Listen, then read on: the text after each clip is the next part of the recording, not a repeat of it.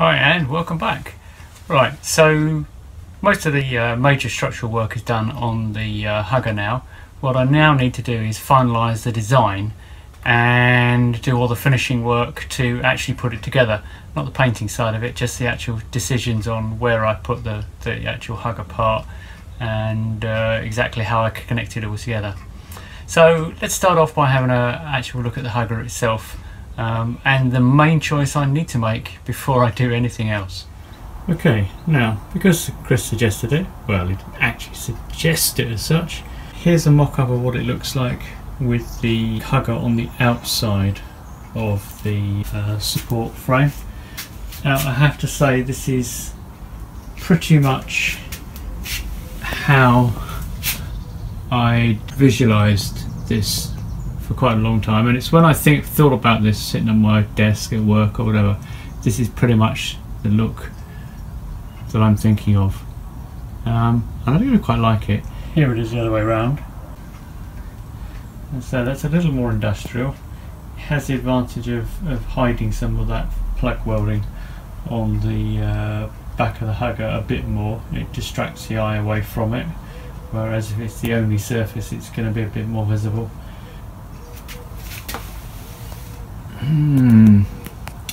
Decisions.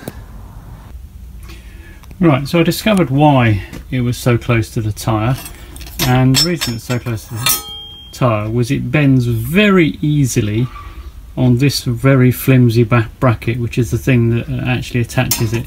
I think you can see there it's got a curve to it, such that here, so this is not flat anymore, it's actually got a curve and it's the same all the way down. Some of that is probably original to the piece of scrap metal, but a lot of it's here where there's this cutaway, and so you've not got a lot of strength, and as you can see there's a real curve there to that piece of metal. So all that's happening is that these two pieces of metal here, it's fixed in the middle, and then these two pieces are just bending this piece here and this piece here to move it in and out from the tyre, and that's absolutely no use at all to anybody, because that's simply going to move about when I'm on the bike. So next step is to just probably hammer this a bit flatter and then beef it up. So the first cross brace is welded in. If I'd thought about it, I wouldn't have welded this side in yet, because it's going to interfere, if I can pick it up, with the plate that's going to go on the bottom. That's actually going to provide some rigidity across here. So now that I've drilled and roughly filed up that hole, I'll dress it when it's finished, because there's bound to be some misalignment as I actually weld it in. So I'm going to weld that plate into the bottom. I'm then going to weld this across here, and then that should be rigid enough and beef enough to actually hold this in place. Well, we'll find that out. Bracket is now beefed up, ugly but beefed up, but this is certainly now a good deal. Moving the camera as much as I'm moving myself, but this is now quite sturdy, much more so than it was before this was now braced. As I say, that is really ugly, really ugly, but it's beef. I do want to make a new plate across the back, because I've got a couple of washers at the moment which aren't really quite big enough, so I'm thinking of making a plate to replace the washers on the back. But aside from that, this, which way do I go? Decisions. Let's see. And the answer to that decision is I chose to go with my gut instead of my head, and I've mounted a reinforcement plate here and drilled a couple of holes to mount. Cut this off flush, so that's welded in. So what I've got here then is the hugger with the holes drilled in to match, and welded to the back a piece of plate which I've threaded with an M6 tap to actually act as a nut plate sort of thing, whatever you would call the appropriate term. So that now bolts on there, and there is, with it currently set up where it is now, there's just enough room to get my fingers between that and the tyre, actually quite comfortably. So at least the hose pipe's different distance between this and the tyre as it's currently positioned, and I should be able to move it further out from the tyre if I need to, and that distance allows for the tyre to elongate at speed or and change shape. I have to say that having now tested it, there was a good reason why I was dubious about it having a side mount.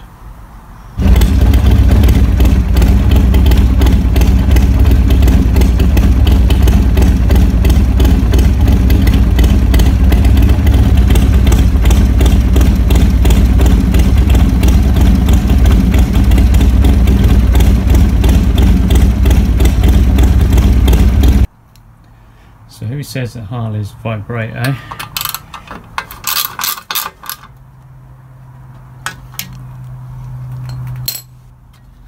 Okay, I've got a bit of movement when I'm actually putting this on, which I didn't bother with there, to actually twist it very slightly because I've deliberately oversized these holes in this plate to allow for that sort of final adjustment. But otherwise it seems reasonably square. Before I paint, what I'm going to do is I'm going to have a go at renormalizing this, because where I've been bending it around and whatever, there's going to be some stresses within the steel.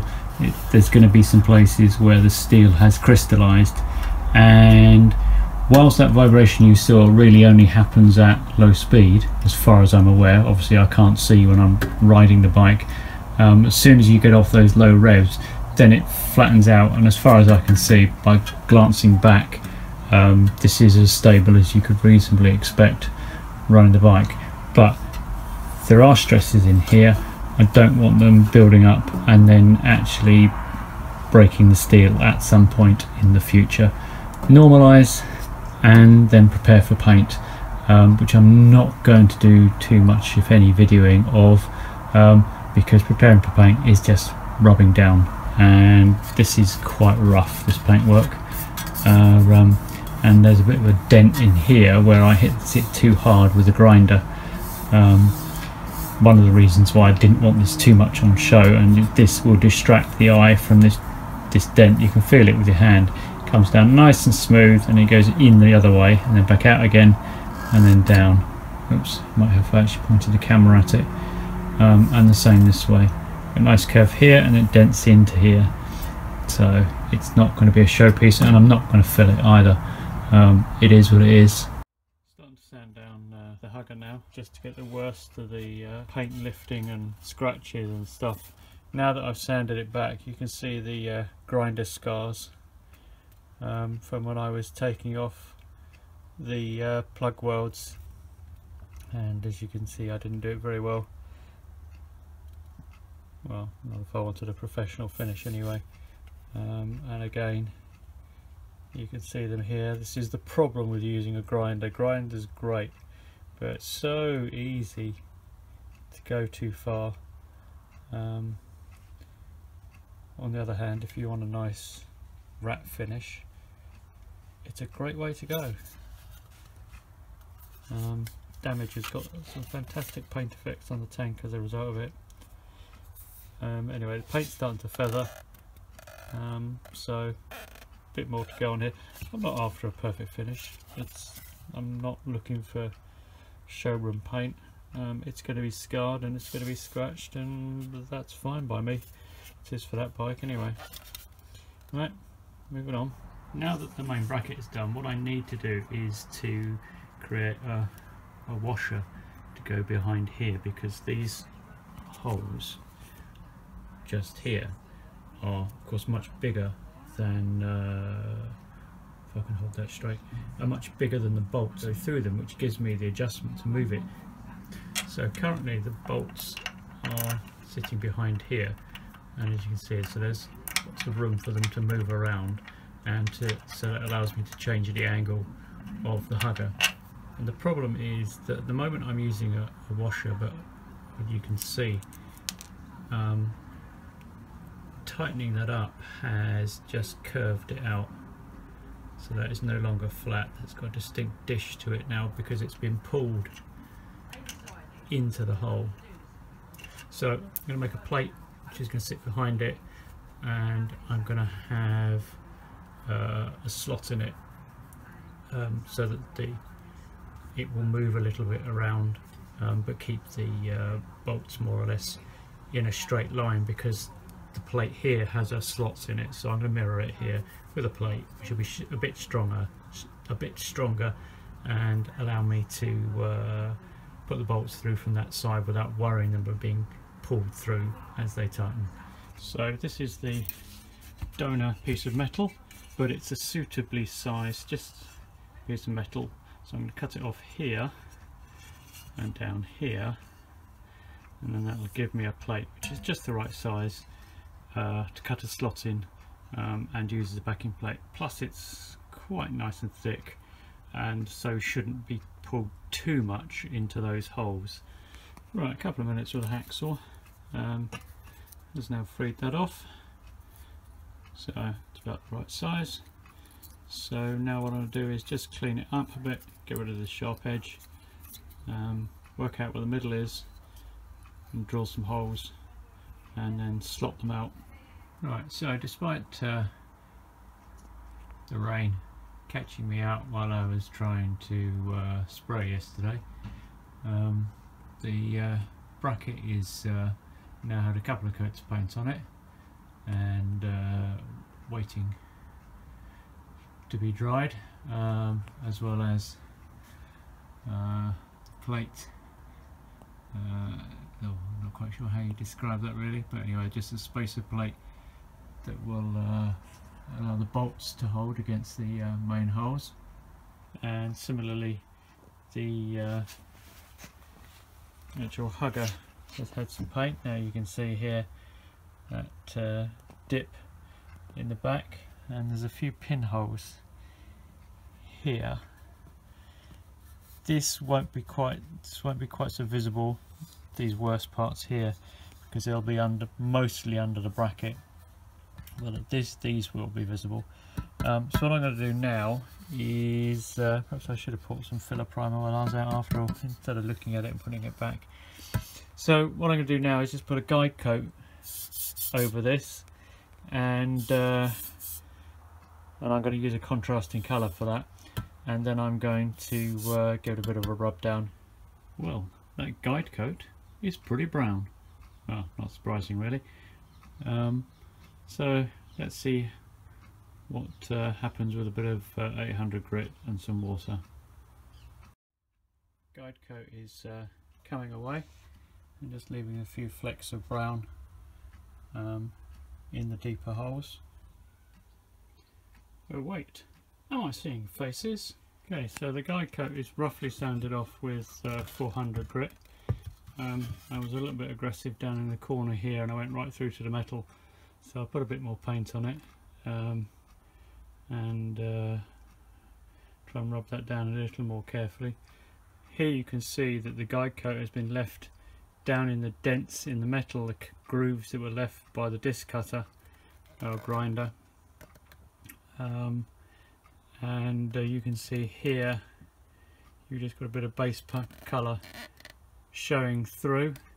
So you can see the base colour showing through in a few places, which is intentional. Now the base colour I've used is, the base paint I've used is wheel paint, but I've chosen the steel colour with the intention of it looking like steel, where the paint's showing through, but with the intention of not rusting. But what I want to do here is just to feather the edges of those dents down into steel. It looks more realistic on the camera, I think, than it does in person, with the idea that those will look just a little bit rusty, with a few brown flecks down surrounded by bare steel. Well, we'll see how that works. So next step is to move on to 800 grit and to use a smaller sounding block, and take it more carefully. Okay, so I put a coat of silver paint on here, but I've still got these gaps, and I think it's probably worthwhile trying to fill them before they fill up with crap and rust, because there'll be some bare metal inside there. Well, they're going to rust anyway, but at least slow it down a bit. So I'm going to take a trick out of Dell's book and try adhesive. It says solvent free, as long as it doesn't got any silicone in, I should be alright. And see how that goes. Okay, so the rear hugger is pretty much done now. It just wants to be bolted on and left to season a bit. Now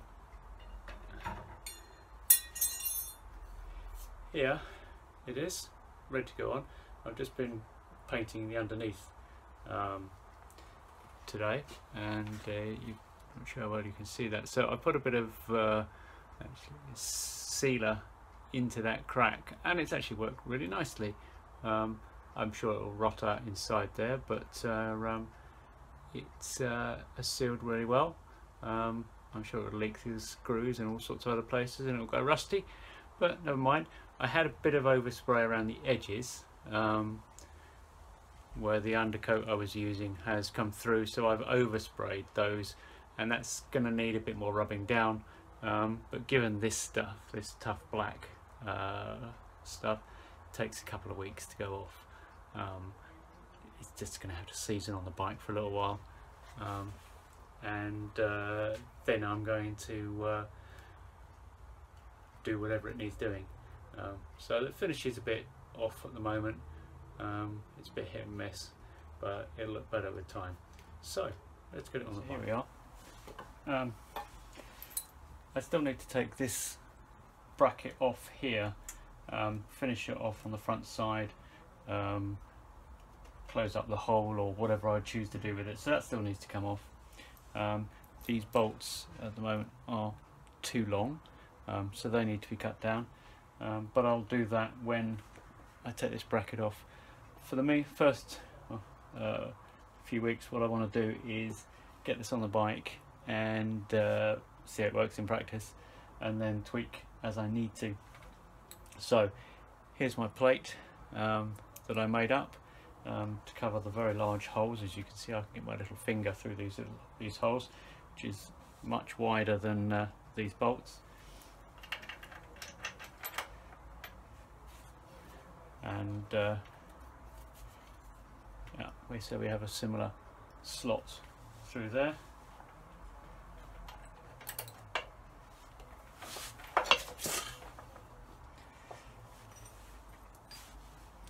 And so these bolts are way too long.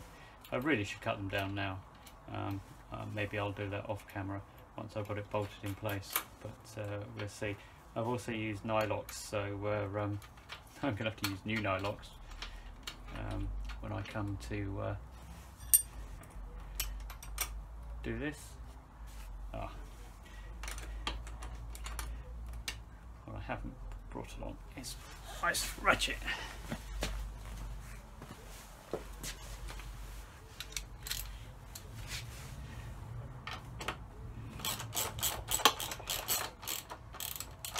Just get it roughly tightened up first, which will allow me to measure how much I need to cut off these. Okay, so it's back.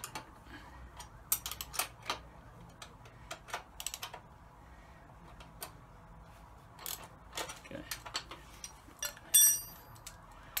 Right, so now I want to position roughly where I want to be. I think looks about right. This is where I need a third hand to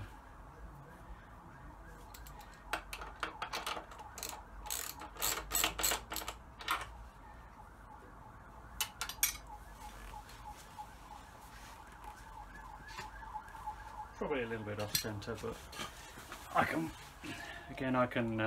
play with that as time goes by.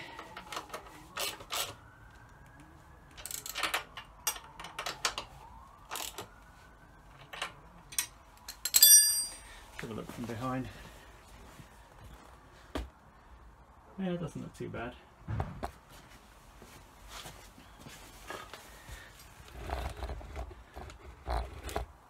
On the bike here, paint effects are a little bit hit and miss, so they might get redone. Let's say it's got overspray that I need to deal with, but I can't deal with it until it's had at least a week to dry, which means that on the Jurassic run, which I'm hoping to take this on, it'll still be a bit hit and miss.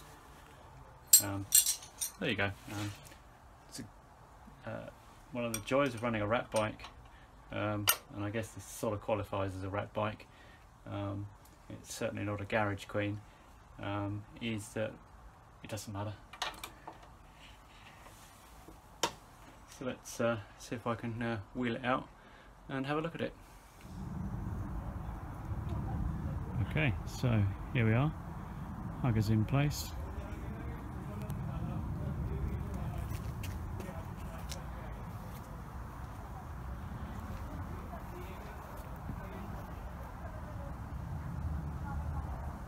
That's about what I wanted. I say I'm not quite sure about the paint effects.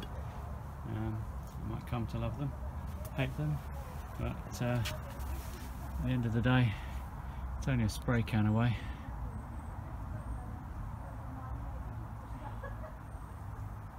It's a bit in the dark, can't really see on my phone screen. There we go, the overly long bolts there. Well, I'm quite happy with that. So there we go, pretty much the end of another project. Tidying up I'll do as and when. So see how it works in practice. Thanks for watching, and on to the next project.